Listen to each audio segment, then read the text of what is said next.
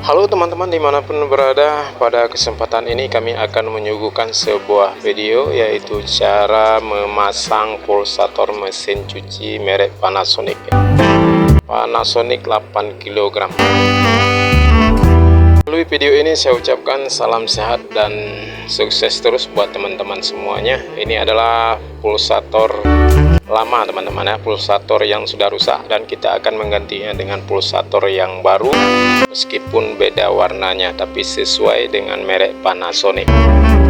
Baiklah, buat teman-teman yang baru saja mampir di channel ini, jangan lupa klik like, komen, dan subscribe. Oke, terima kasih. Oke teman-teman, barangkali ada yang ingin disampaikan atau saran, ide, dan kritik, silahkan tulis di kolom komentar.